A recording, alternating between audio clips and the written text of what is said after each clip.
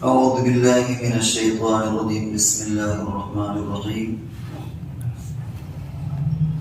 اقتلوا يوسف أو اطرحوه أرضا يخل لكم وجه أبيكم وتكونوا من بعده قوما صالحين قال قائل منهم لا تقتلوا يوسف وألقوه في غيابة الجب يلتقطه بعض السيارة إن كنتم فاعلين قالوا يا أبانا ما لك لا تأمنا على يوسف وإنا له لناصحون۔ ان آیات میں تذکرہ جو چل رہا تھا وہ یہ کہ یوسف حضرت یعقوب علیہ السلام کو یوسف علیہ السلام سے نسبتاً زیادہ محبت کی۔ دنیا میں لوگوں کا معاملہ یہ ہوتا ہے کہ طاقتور سے زیادہ قریب ہوتا ہے، کمزور کو لوگ دور پھینکتے ہیں، دور اس سے ہوتے ہیں، لیکن ماں باپ کے اندر اللہ نے ایسی شفقت اور محبت رکھی ہے کہ جو اولاد کمزور ہوتی ہے کسی بھی اعتبار سے، مالی اعتبار سے ہو، جسمانی اعتبار سے ہو، والدین کی محبت اس سے زیادہ ہوتی ہے۔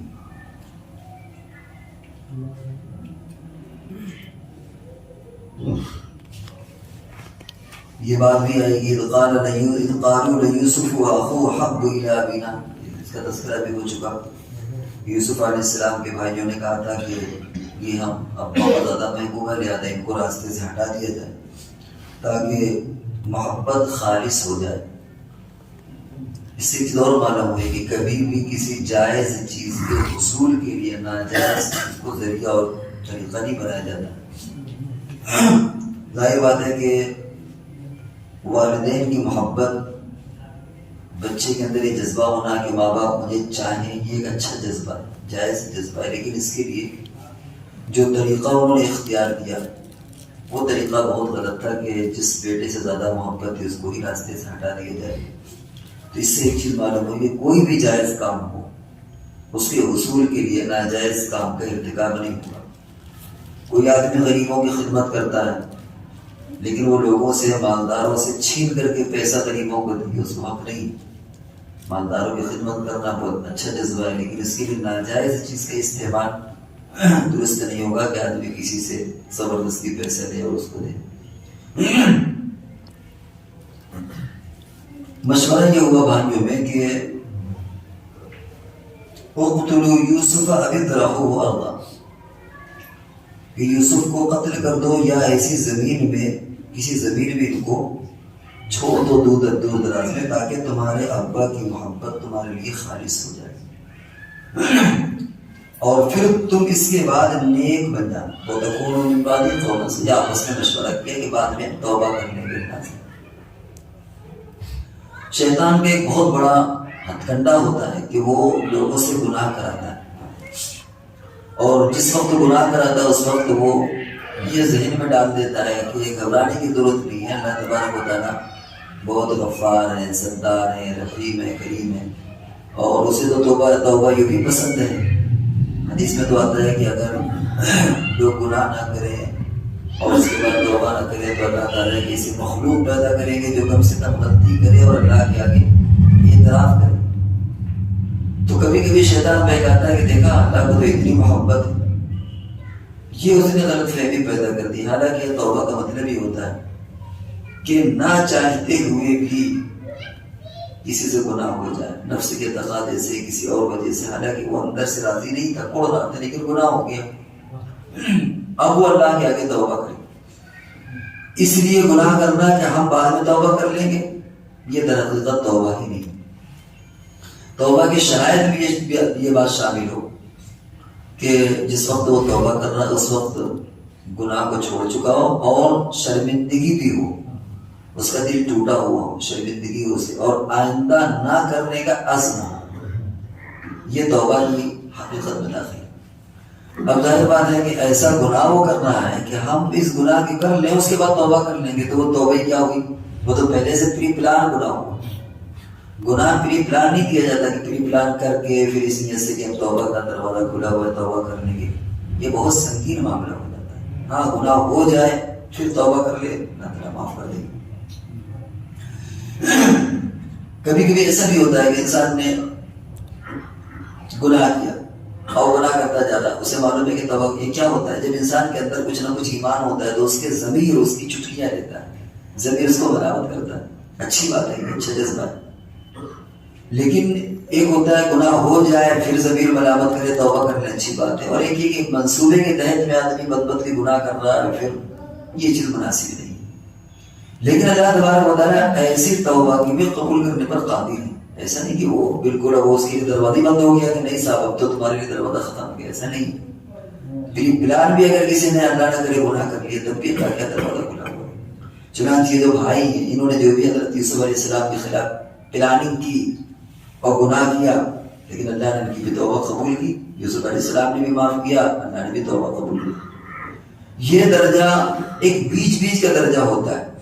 ایک یہ کہ بندہ توبہ ہی نہ کرے، اور یہ کم سے کم یہ ہوتا ہے کہ چلو بات تو بہت خراب ہے کہ آدمی اس لیے گناہ کر رہا ہے کہ اچھا توبہ کرنے کی، لیکن کم سے کم اتنا ڈر تو ہے اس کو کہ گناہ کرنا توبہ کرنا ہے. اس کے مقابلے میں کہ اس کے دل و دماغ میں توبہ کا کوئی تصور ہی نہ ہو، یہ اگلا درجہ ہے گمراہی کا اور اس کے دل کے مردہ ہونے کا، کہ گناہ کرنے کے وقت بھی یہ تصور نہ ہو کہ ہم توبہ کریں، اس کا کوئی خیال ہی نہ ہے. تو یہ گناہ کرنا ٹھیک ہے، بہت بری بات ہے، لیکن کم سے کم اس کے دل میں ایک ضمیر کی آواز تو ہے کہ ہم غلط کر رہے ہیں اور وہ توبہ. لیکن یہ عادت اچھی نہیں کہ انسان گناہ اس لیے کرے کہ بعد میں توبہ کر لیں. اور کبھی ایسا ہوتا ہے کہ اگر آدمی یہ نیت کرتا ہے تو کبھی بھی وہ جمتا نہیں. علماء نے لکھا ہے کہ جس بندے کے اندر یہ چیز پیدا ہو جائے کہ ارے یار توبہ کر لیں گے، چلو یہ لے لیں توبہ کر لیں گے، تو ہمیشہ پھر وہ یہی کرنے لگے گا. شیطان اسے اپنا کھیل بنا لے گا اور کبھی بھی اسے اس گناہ سے چھٹکارا نصیب نہیں ہوگا. یہ ایسی توبہ فاسد کہلاتی ہے. پھر وہ کبھی بھی ٹوٹ جائے گی، وہ انسان اس کا عادی ہو جاتا ہے اور پھر کبھی اسے یہ چیز حاصل نہیں ہوتی.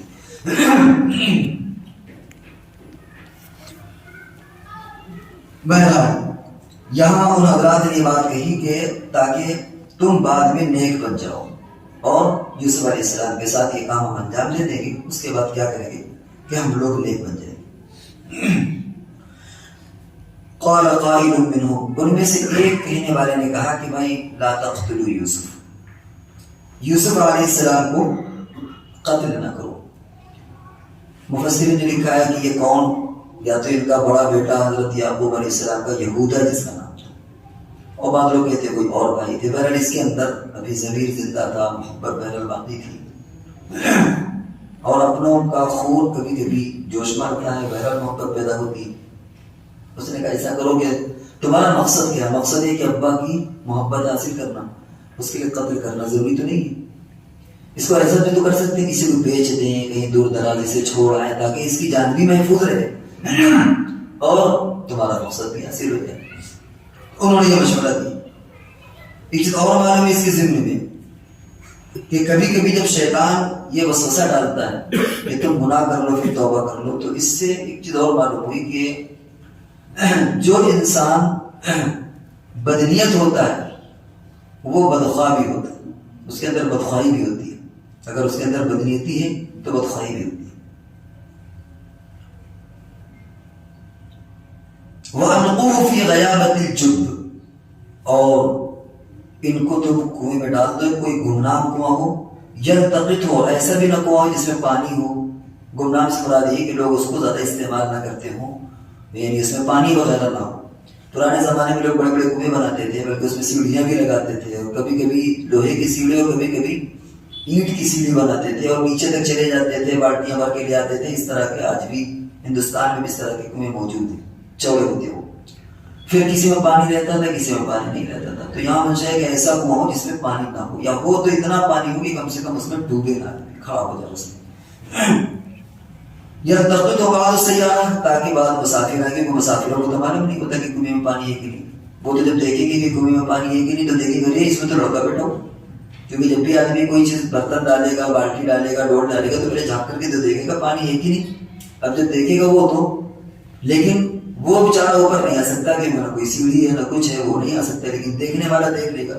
تو پانی کو دیکھے گا، پانی کے اس سے وہ یہ بھی نظر آ جائے. یلتقط ہو بعض السیارہ، تاکہ بعض مسافر ان کو اٹھا لیں، ان کو لے جائیں. ان کنتم فاعلین، اگر تمہیں کرنا ہی ہے تو تم ایسا کرو کہ یہ کام کرو.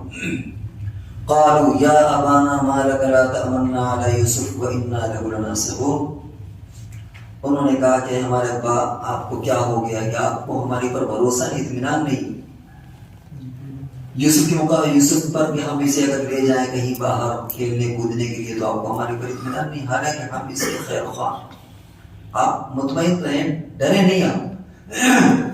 اس سے چیز اور معلوم ہوتی ہے کہ ان کی حرکتیں بھی ایسی تھی کہ ابا کو ڈرتا ان سے، ورنہ جملے نہ کہتے تو ایسے ہی جیسے چور کی ڈاڑی میں تلکا ہوتا ہے نا، پہلے سے اس کا مطلب ہے کہ پہلے سے کچھ ان کی شرارتیں والد صاحب پر آیا تھی، اور والد صاحب بھی اپنے فراست ایمانی سے محسوس کر لیا تھا کہ یہ کبھی بھی یوسف کو نقصان پہنچا سکتے ہیں، اس لیے انہوں نے یہ درخواست کی کہ ایسا ہے کہ ابھی آگے آیا رہی کہ یوسف کو ہمارے ساتھ بھیج دیجیے کھیلے کودے، اور آپ مطمئن رہیں، آپ گھبرائیں نہیں، لوگ اتنے لوگ ہیں اور کم سے کم وہ بھی باہر کی فضا دیکھے، ہمارے ساتھ کھیلے کودے، تو اور آپ ہمارے پر بھروسہ کریے، اب ایسا بھی ہم گئے گزرے ہم لوگ نہیں ہو گئے کہ اتنے ہو کر کے بھی یوسف ہمارے ہاتھوں سے ضائع ہو جائے۔ اس طرح انہوں نے والد صاحب سے باتیں کہی۔ اب یہ کہ لناصحون پر مفسرین نے کیا کچھ نصیحت کی باتیں لکھی ہوئی انشاءاللہ